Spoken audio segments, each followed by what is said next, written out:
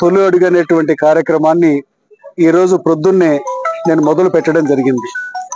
NDA కూటమి ప్రభుత్వం అధికారంలోకి వచ్చి గౌరవ ముఖ్యమంత్రి చంద్రబాబు నాయుడు గారు, గౌరవ ఉప ముఖ్యమంత్రి పవన్ కళ్యాణ్ గారు ఈరోజు సంవత్సర కాలం నుంచి వారు అందిస్తున్నటువంటి పరిపాలన మీద ప్రజల వద్దకు పోయి వారి అభిప్రాయాన్ని తెలుసుకోవడం జరుగుతుంది. రాష్ట్ర ప్రభుత్వం అందిస్తున్నటువంటి ఏదైతే సూపర్ 6 హామీలలో భాగంగా పెన్షన్స్ కానివ్వండి, తల్లికి వందనం ద్వారా చదువుకునే పిల్లలకి ఇచ్చేటువంటి ఆర్థిక సహాయాన్ని కానివ్వండి, లేకపోతే గ్యాస్ దీపం పథకం కింద గ్యాస్ సిలిండర్స్ ఇచ్చేటువంటి కార్యక్రమం కానివ్వండి, అన్న క్యాంటీన్లు పెట్టి పేదవారికి పట్టెడు అన్నం పెట్టేటువంటి కార్యక్రమం కానివ్వండి, ఇదే కాకుండా రేపు ఆగస్టు 15వ తారీఖు నాటి నుంచి మహిళలకి ఉచిత బస్సు ప్రయాణాన్ని అందించబోతుంది ఎన్డీఏ కూటమి ప్రభుత్వం. అదే రోజు ఆటోలు నడుపుకునేటువంటి ఎవరైతే కార్మికులు ఉంటారో వారికి 10,000 రూపాయలు వారికి ఆర్థిక సహాయాన్ని అందించే కార్యక్రమాన్ని కూడా చేపట్టడం జరుగుతుంది. ఇదే విధంగా చదువుకొని ఉద్యోగం రానటువంటి నిరుద్యోగ యువతీ యువకులకి నిరుద్యోగ భృతిని ఈ సంవత్సరంలో నెలకు 3,000 రూపాయలను అందించబోతా ఉన్నారు. ఈ విధంగా ఇచ్చినటువంటి ప్రతి హామీని ఈ సంవత్సర కాలంలోనే ప్రజలకు అందించి సుపరిపాలన అందించినటువంటి ప్రభుత్వంగా రాష్ట్ర ప్రజల మన్ననలు పొందింది చంద్రబాబు నాయుడు గారి నేతృత్వంలోని ఎన్డీఏ కూటమి ప్రభుత్వం.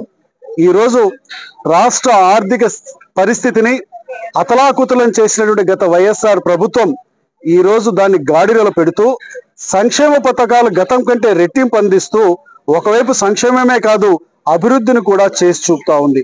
గిద్దలూరు నియోజకవర్గ పరంగా చూసుకుంటే గడిచిన సంవత్సర కాలంలో ఒకవైపు గ్రామాల అంతర్గత సిమెంట్ రోడ్లకు కానివ్వండి, దెబ్బతిన్నటువంటి తార్ రోడ్ల మరమ్మతులకు కానివ్వండి, గురుకుల పాఠశాలలకి భవనాలు కొత్త భవనాలు నిర్మించేదానికి కానివ్వండి, లేకపోతే లిడ్ క్యాప్ కోసం 6 కోట్ల రూపాయలు మంజూరు చేసి ఆ యొక్క లిడ్ క్యాప్ ద్వారా చర్మకారులకు సంబంధించినటువంటి ఫ్యాక్టరీని ఏర్పాటు చేసే కార్యక్రమం కానివ్వండి, ఒకటేమిటి రెండేమిటి మంచినీటికి గిద్దలూరు నగర పంచాయతీలో దాహార్తి తీర్చేదానికి 160 కోట్ల రూపాయలతో, అలాగే మిగతా ఏదైతే 6 మండలాల్లో ఉన్నటువంటి ప్రతి గ్రామానికి త్రాగునీటి సమస్యను పరిష్కరించే దానికోసం 270 కోట్ల రూపాయల నిధులు మంజూరు చేయడం కానీ చూస్తే మీరొక్కసారి గమనించండి సంక్షేమము అభివృద్ధి ఏ విధంగా ముందుకు పోతుందో.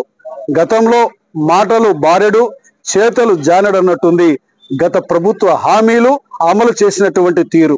నేను అన్ని హామీలు నెరవేర్చాను 100% అని ఈరోజు మీరేం చేశారని చెప్పి ఈరోజు వైఎస్ఆర్ కాంగ్రెస్ పార్టీ జగన్మోహన్ రెడ్డి ఎన్డీఏ కూటమి ప్రభుత్వాన్ని మా గౌరవ ముఖ్యమంత్రి చంద్రబాబు నాయుడు గారిని అడుగుతా ఉన్నారు. నేను అడుగుతున్నాను వారిని, మీరు ఏం హామీలు నెరవేర్చారాయా? అమ్మఒడి మీరు అందరికి ఇస్తామని మీరు ఇచ్చింది ఎంతమందికి మీరు ఇచ్చారు? సిపిఎస్ రద్దు చేస్తామని మీరు ఏమైనా చేయగలిగారా? లేదు మద్యపాన నిషేధం చేస్తామని మీరు ఏమైనా చేయగలిగారా?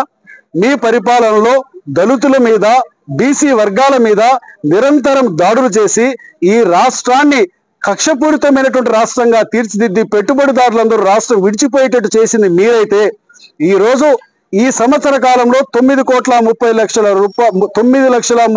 కోట్ల రూపాయల పెట్టుబడులను తేవడమే కాకుండా ఆ అంతర్జాతీయంగా జాతీయంగా ఉన్నటువంటి పెద్ద పెద్ద కంపెనీలన్నిటిని కూడా ఈ రాష్ట్రంలోకి వచ్చేలాగా చేసి అగ్రిమెంట్స్ చేసి వాళ్ళ యొక్క కార్యకలాపాలను ఎస్టాబ్లిష్ చేసి దానికి పనులు మొదలుపెట్టించి తద్వారా 8,50,000 ఉద్యోగాలని చదువుకున్న యువతకు అందించేటువంటి కార్యక్రమాన్ని చేపడితే మీరు యువతకి ఏం ఉద్యోగాలు ఇచ్చారయ్యా?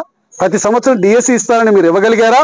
ఈ రోజు 16,347 పోస్టులకు డిఎస్సికి నోటిఫికేషన్ ఇవ్వడం జరిగింది. ఉద్యోగ కల్పన చేస్తా ఉన్నాం, పెట్టుబడులను ఈరోజు ఆహ్వానించాం, తీసుకొని రాగలగడం జరుగుతుంది. ఒకటే చెప్తా ఉన్నాను, ఇంటింటికి నేను ఇప్పుడు తిరుగుతా ఉంటే ఇక్కడే ఉన్నారు, ఎంత సంతృప్తిని వ్యక్తపరుస్తున్నారంటే రాష్ట్ర ప్రభుత్వం యొక్క పరిపాలన పట్ల మీరు ఒక్కసారి మీరే ప్రత్యక్షంగా చూడడం కూడా జరిగిందని తెలియజేస్తూ ఏది ఏమైనా